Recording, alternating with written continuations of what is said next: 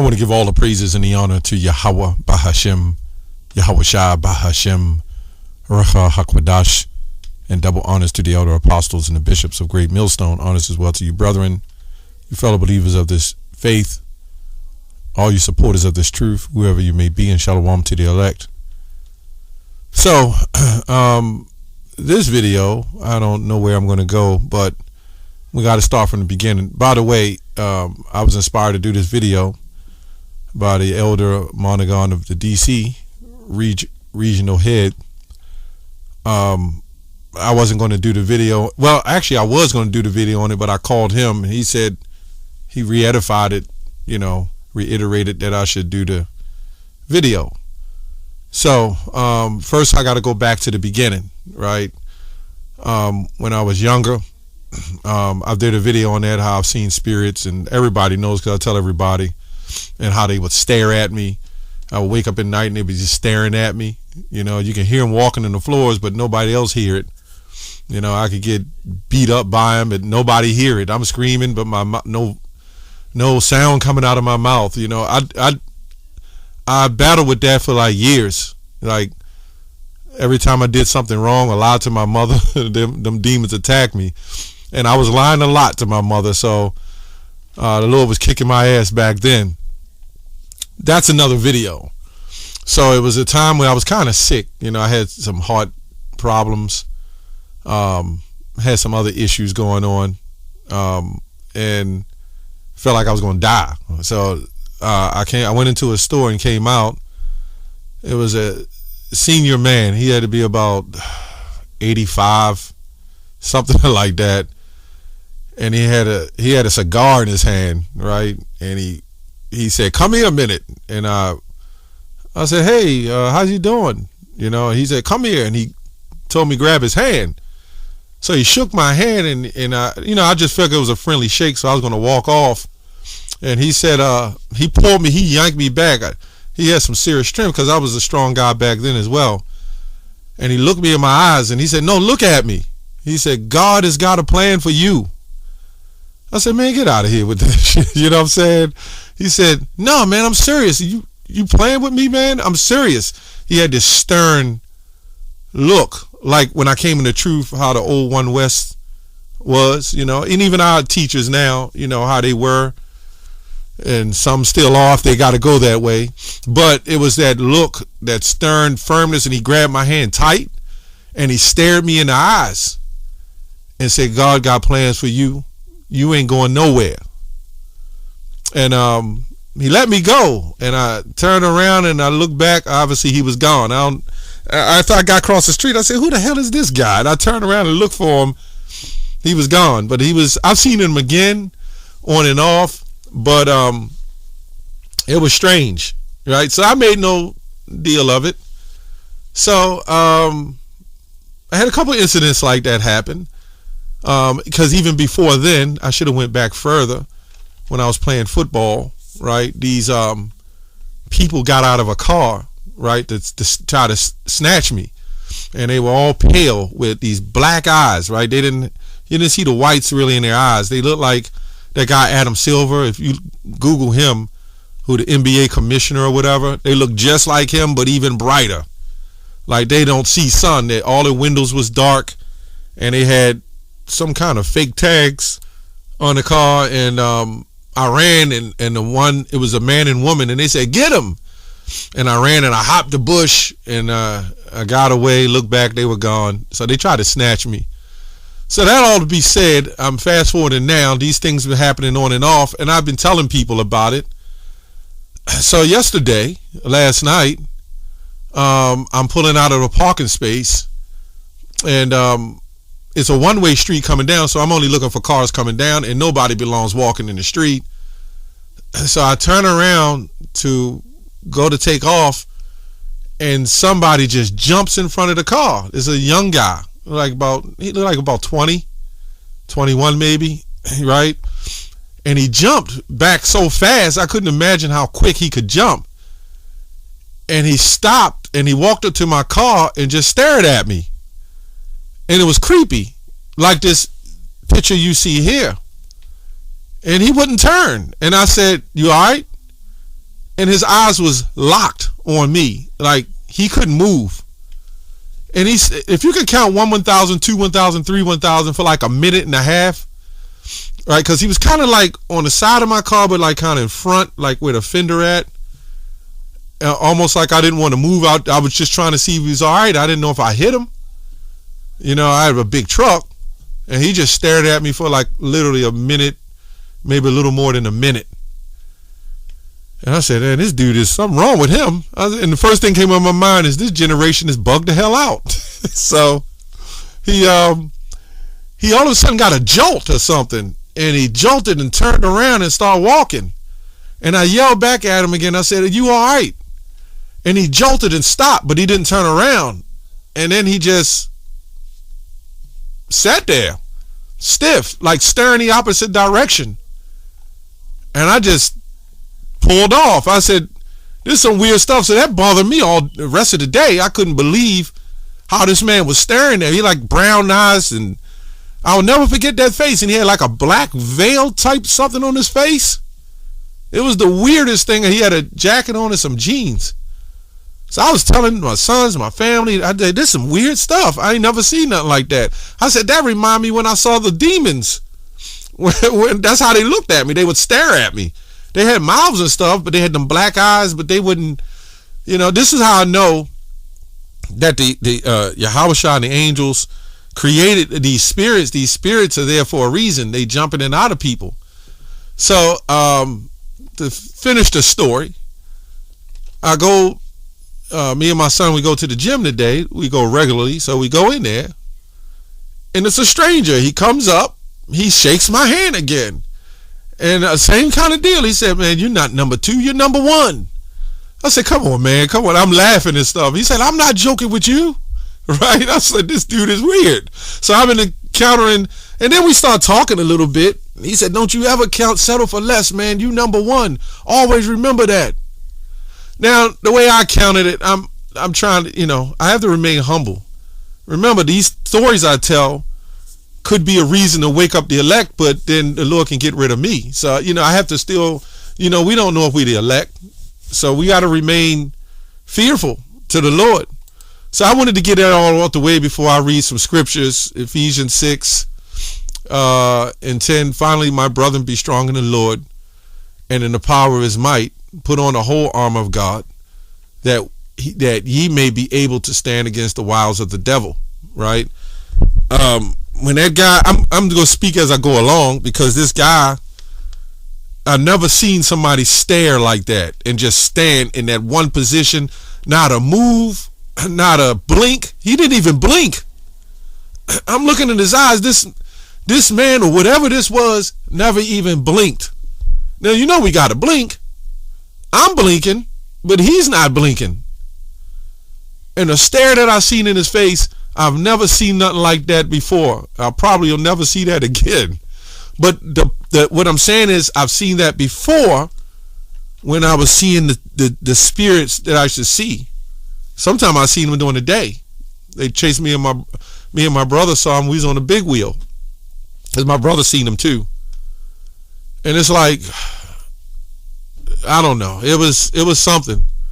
And being in the truth helps you understand more now that I didn't understand before. That ye may be able to stand against the wiles of the devil. For we wrestle not against flesh and blood, but against principalities, against powers, against the rulers of darkness, right, of this world. Right? So, you know, the rulers of darkness, they really heavy into that magic, right? And a lot of the black woman is heavy into that too. And some white woman, right? It goes to different genders. I mean, different nationalities of that.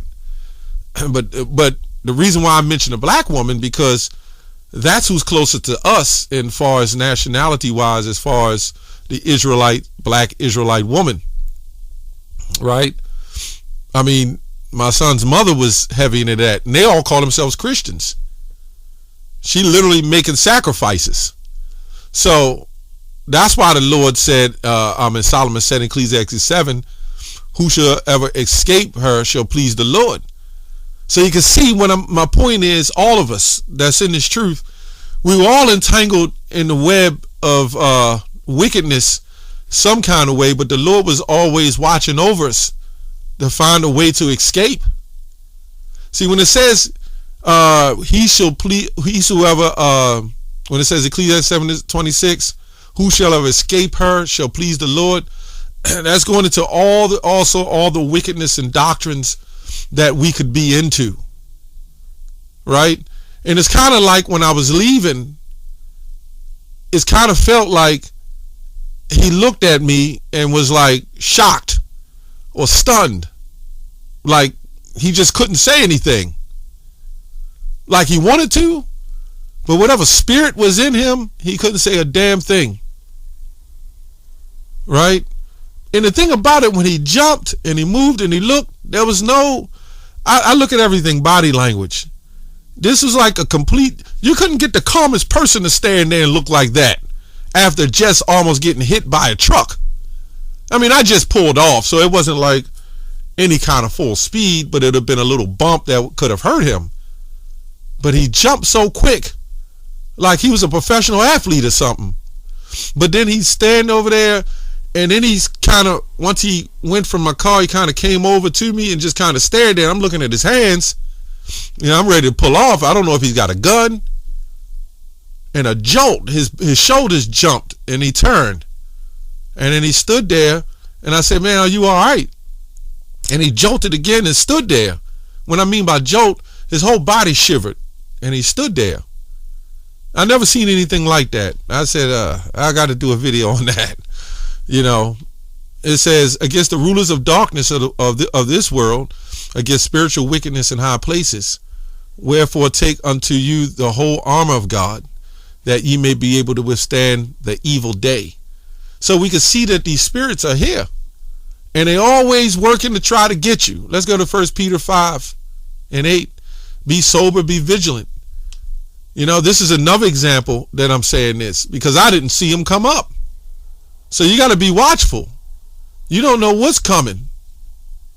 You know what I'm saying? I'm looking up the street to my left, and this, whatever this was, came up on my right and jumped in front of me. And mind you, this street has no sidewalks. Nobody walks up this street. It's not likely that anybody, the chances of you even coming in contact with somebody from this particular street onto a secondary, or let me say a highway, right? Not a beltway, but like the highway, is almost slim to none, right? Be sober, be vigilant, because your devil, the adversary, as a roaring lion, walketh about seeking whom he may devour. This is why the elders and apostles, and I think Apostle Gabar did a video on prayer, right? And leaving the house in prayer. You know, this is very important that you pray. So anyway, I only had a couple scriptures. Hebrews 13:2, we all know this. Be not forgetful to entertain strangers, for thereby some have entertained angels unawares. I thought the guy came up to me was weird. I'm not gonna lie. I said, who the hell is this guy? So this is why you got to be vigilant. You know, I'm talking about later when the guy came up and he spoke to me and grabbed my hand and shook it like I knew him for like 30-40 years, right? And then I also want to bring up the fact that there was a young woman came down to the camp. It was cold last year. I did the video on it already, and she had a blanket wrapped around her, and she came up to the camp, and she walked up to me and said, y'all are the men of the Lord. And I said, okay. You know what I'm saying? I don't take those, me personally, I'm thankful that I can be called a man of the Lord or believe that I'm a man of the Lord, but I it's still fear. You just don't know. The Lord has used men. The camp leader that was in the camp, he was used to bring me in. You know what I'm saying? So I took it. I said, the water, sis, you know what I'm saying? I don't know. But she said, no, I can see it. I know. I have visions. And as I was talking to her, she she said Yahuwah, Yeshua or something. I said, no. I said, the real name is Yahweh and Yahawashai. I think Elder Apostle Gabar did a video on it a while back. And she said, okay, that's his name. That's why I need to know who to pray to. She literally said that. She didn't quite know the name. She said that's what she heard the name was. So she comes down to the camp the next week, and we out teaching, and in my mind, I'm not going to lie, I said, is something wrong with this woman? You know what I'm saying? But I remembered that she came down the last couple of weeks before. I think it was a couple of weeks, because she had on a blanket, again, wrapped around her like she wasn't worried about the cold, because it was cold out there. She had like flip-flops and a blanket. And she looked over at us. I don't know if she's exactly looking at me. I'm just saying, when I looked at her, she looked over towards us, and she bowed her head. She bowed down, and she raised up, and she turned around and walked off. We never seen her again. So, just saying. Hebrews 13:15. By him, therefore, let us offer the sacrifice of praise to God continually. That is the fruit of our lips, giving thanks to his name. This is why mainly I wanted to go into this video, even though it might be the shortest part. How important is it as to us to pray into the name of the Lord? That's how important it is. And when you get shook with things like this, you always got to reference the name of the Lord. Because I told the guy that when I went to the gym, he shook my hand and said, "You're number one." I said, "No, Lord's will." You know, he don't understand that. At least I looked at it, and he said, "Nope." Well, I forgot what he said, but he kind of went around what I was just saying, right? So, anyway, that name is important. Let's go to Strong's. That word, see, when it says, this is where the IUIC go off. When it says Isaiah 9:6, his name shall be called Wonderful, Great, this and that. The word name itself just means referring to, right? But when it says of some reputation, right? But when it says, when he shall call on the name of the Lord in them big caps, right? Then now we know it's not just reputation, but who he is. So this is why it says, sometimes it'll say the name, right? And it doesn't necessarily mean the name of the Lord. But here, praise to God continually, right? Which we praise to Yahweh Bashem Yahushai. This is very important. Elohim often to refer to God of the Hebrew Bible. The personal name of God often rendered as Lord in caps. So you get the point. That's pretty much it on that. I didn't want to make this too long. That's all I have on that. Shalom.